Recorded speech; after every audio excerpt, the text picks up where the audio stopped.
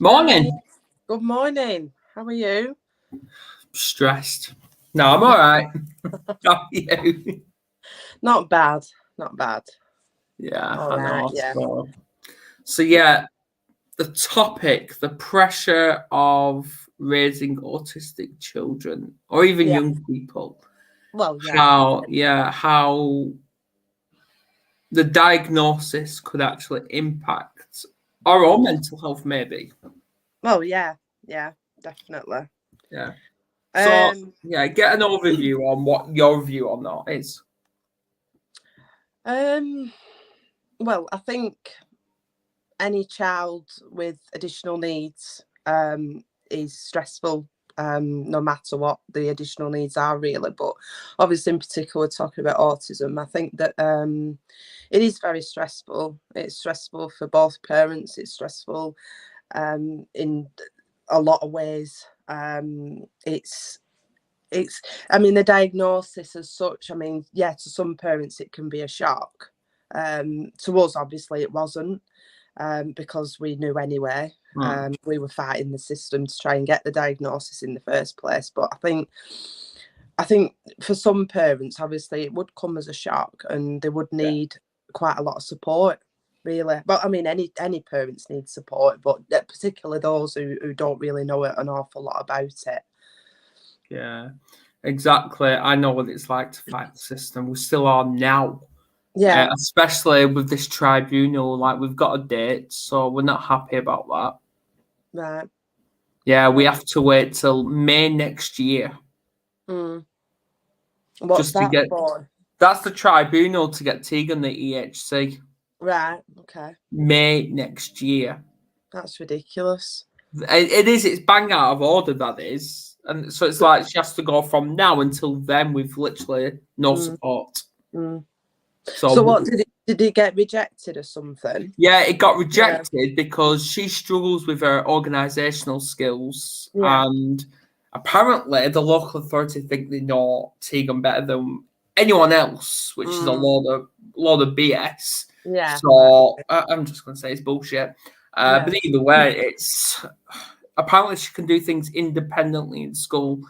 She Mm. really can do things independently in school. When she's coming out of PE yesterday, coming out of school, Mm. school pants not on. Mm. They're in a PE bag. So she's got PE pants on and her Yeah. t-shirts inside out. Mm. Yeah. I know exactly what you mean. Yeah. Yeah.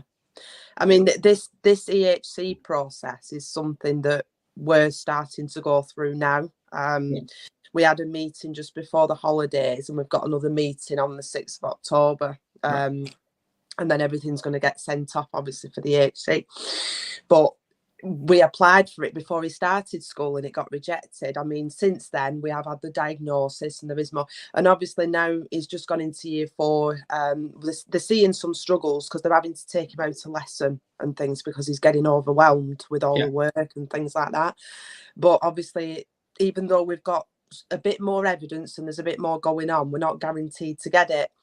And it is a worry because, like you were just on about Tegan, Joshua's the same. He comes out of school when he's had PE with somebody else's clothes on, shoes on the wrong feet, nothing, like Exactly. he'll take his underpants off or something when he's not supposed to take them off. Just things like that, basically, where he needs that extra guidance, that extra bit of help. And at the minute, the teaching assistant in his class is for the whole class. But she's having to focus more on Joshua because she's having to take him out the class when he's getting overwhelmed, take him outside, one-to-one sort of thing. So if he doesn't get it, it's going to be like a struggle, Yeah, you know. exactly. So out of all that support, what pressures that had you on James?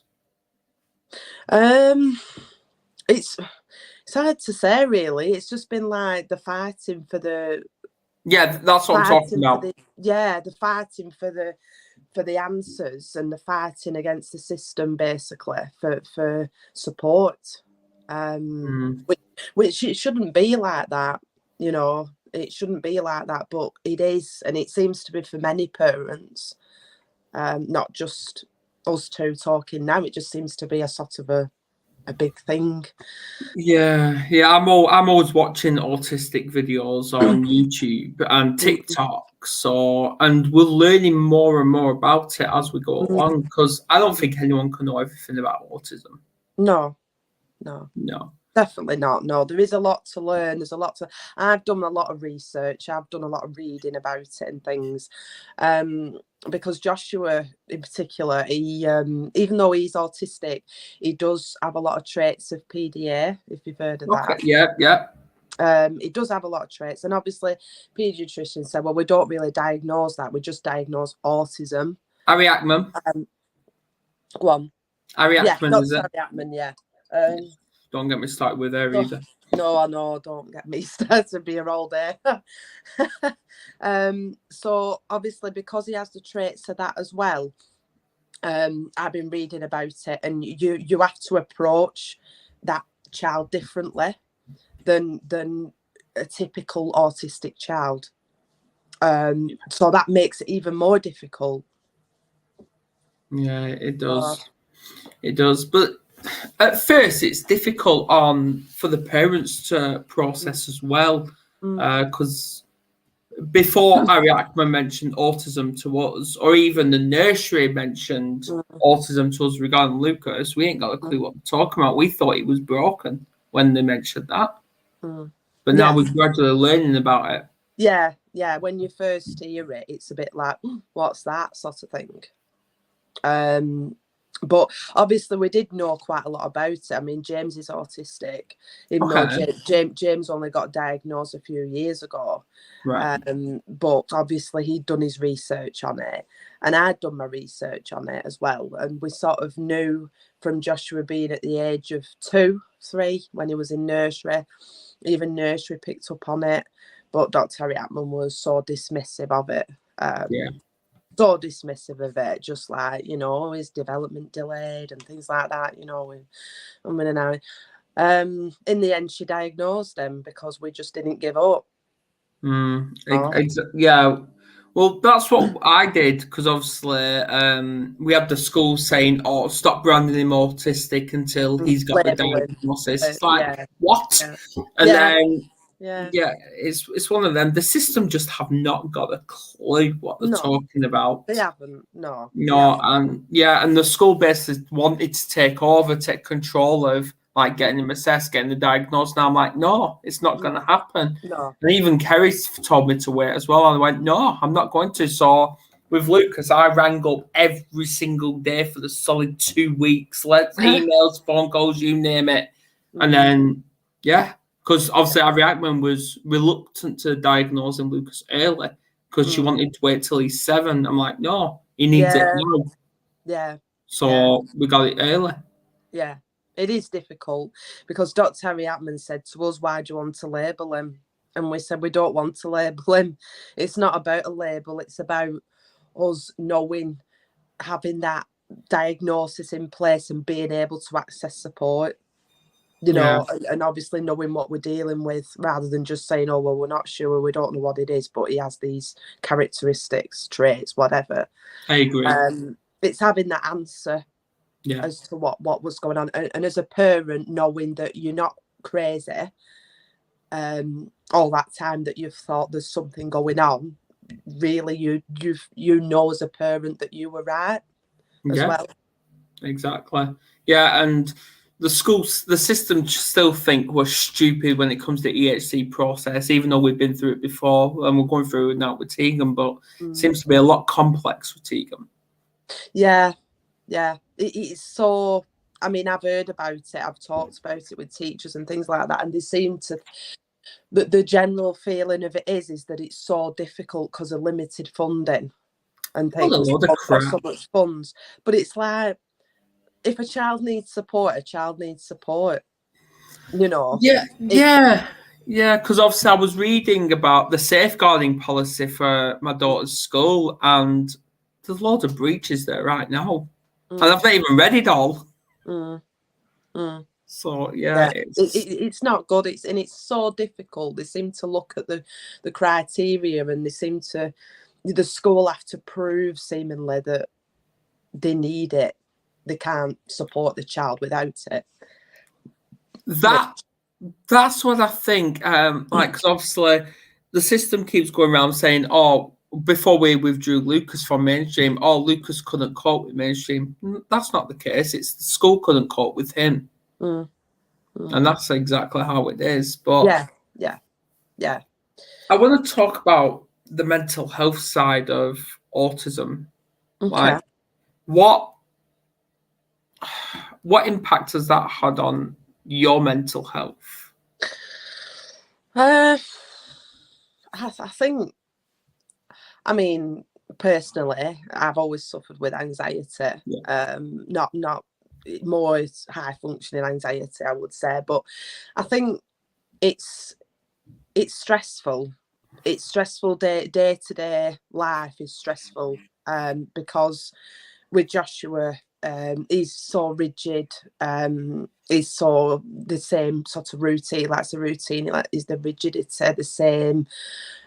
Always feeling like I have to be one step ahead all the time to anticipate the meltdowns. You know, because if I don't, then he's going to have the meltdown. And I find that sets my anxiety off. I'm always trying to sort of think, oh, well, because I'll anticipate what he's going to say or what he's going to do. Because obviously I know him. I'm thinking, right, I have to make sure that's right. I have to make sure this is right. So that we don't get that behaviour. But then sometimes we get that behaviour anyway. And I think that it's hard because as well it's upsetting because you see your child struggling, and you think, you know, why can't it be like other children? You know, like seeing him because in the school playground, because he tends to sort of play alongside other children and watch and play it. He's not really aware. Observe. He's not really aware if that child doesn't want to play with him. He'll still do it because he's this social communication. So like watching him in the playground, for example, and he'll run around with other children and start copying what they're doing. And they're not really aware. He's not aware that they're not really playing with him. They're playing with somebody else. And it's sort of that feeling that he's being left out. Isolation, Watching, and that's upsetting. Seeing that, because obviously you just want your child to be not normal as such, because there's no normal children, but you just want your child to be able to have that. Yeah, that's same with Tegan. That's same with Tegan, because obviously when we drop her off at school in the mornings, her friends are all there. That they're saying, Tegan, come and play and all that, and she's saying no. She just wants to stay with the parent. And then we got told, my phone's going off as well. Kerry, phone.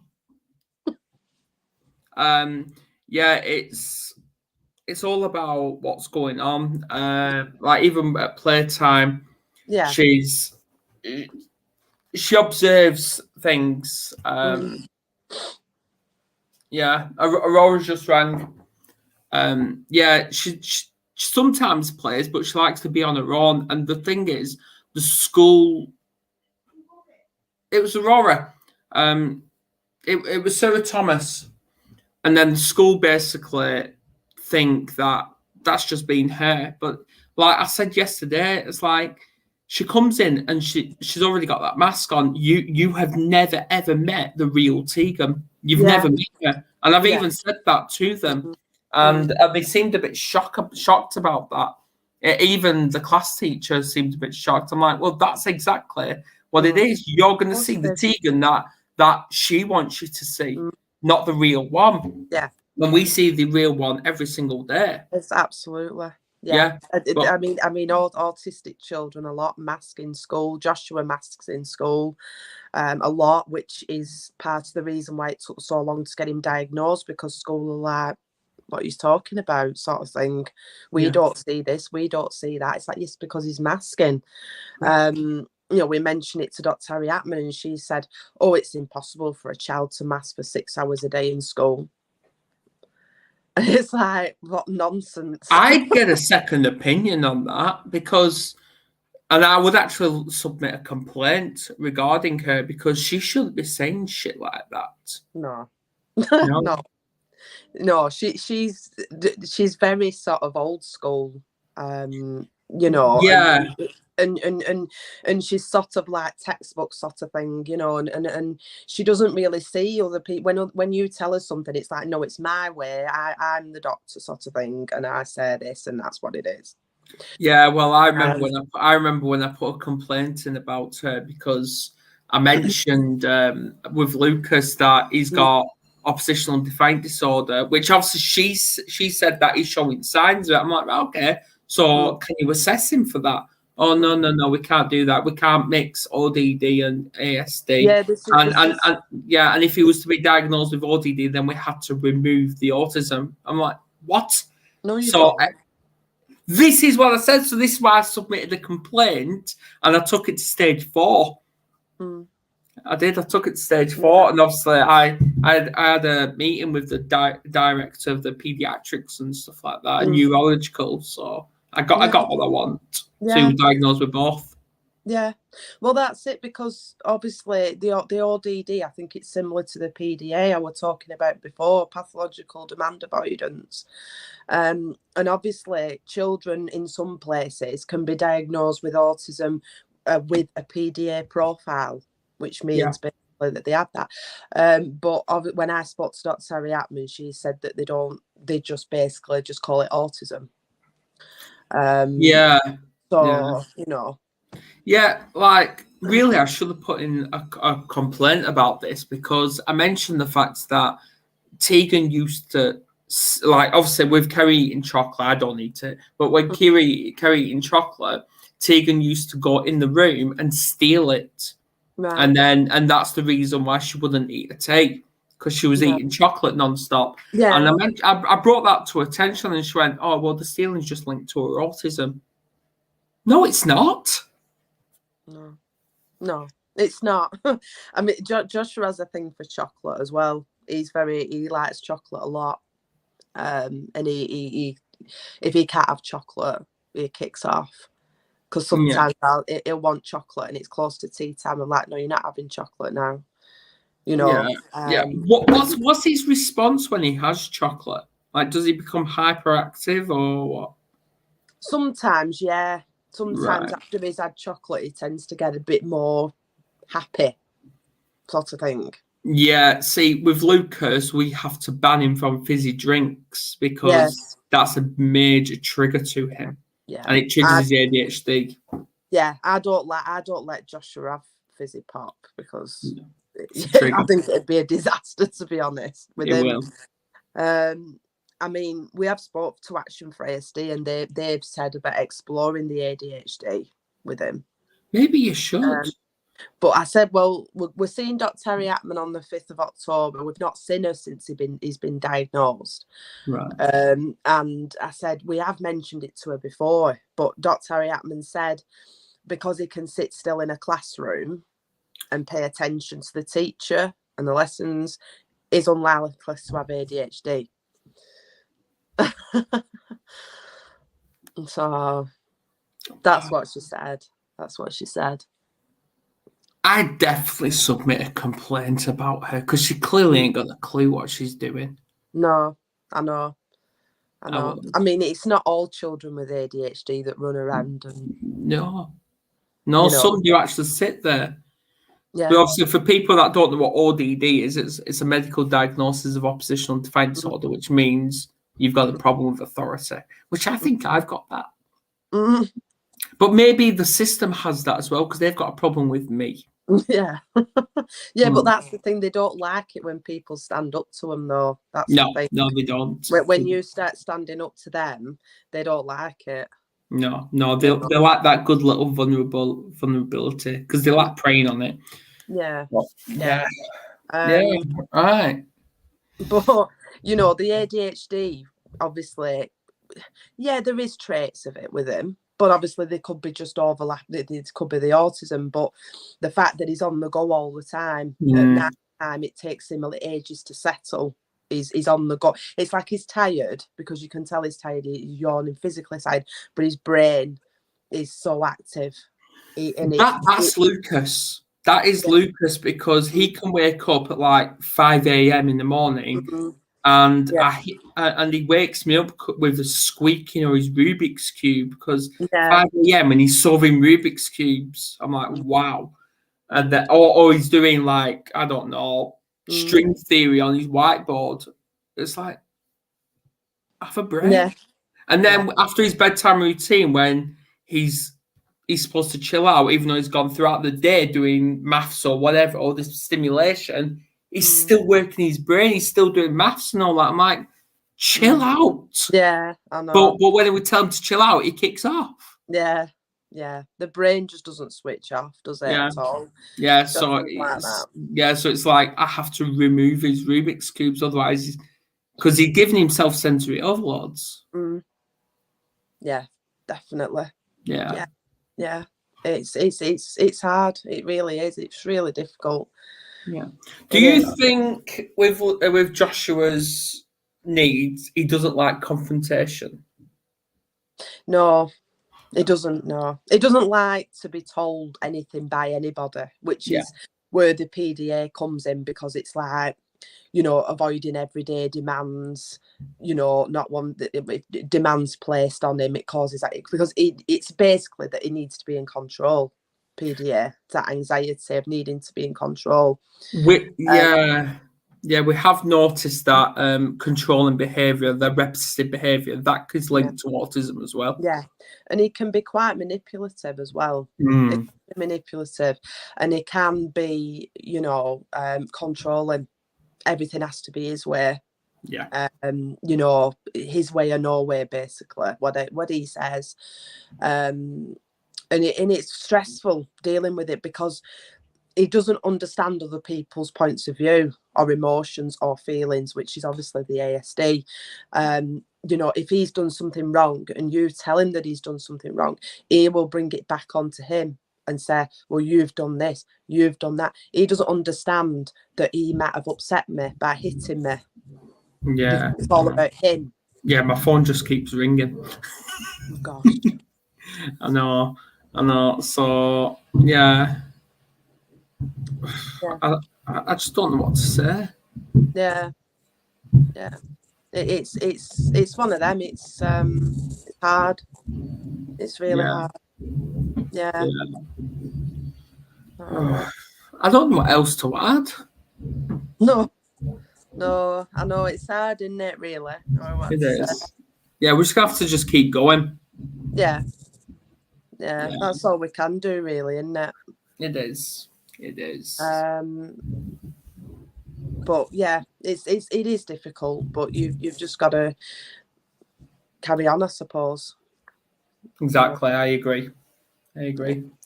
Yeah. Learn patience, even though I've never had that. Yeah. Yeah, right. Well, anyway. Yeah. I think we should leave it as that. Right, okay. Yes. Right, okay. Thanks to everyone tuning in on the replay and all that. And yeah, I'm back tonight. So, yeah. Okay. All right. And see you later. Bye.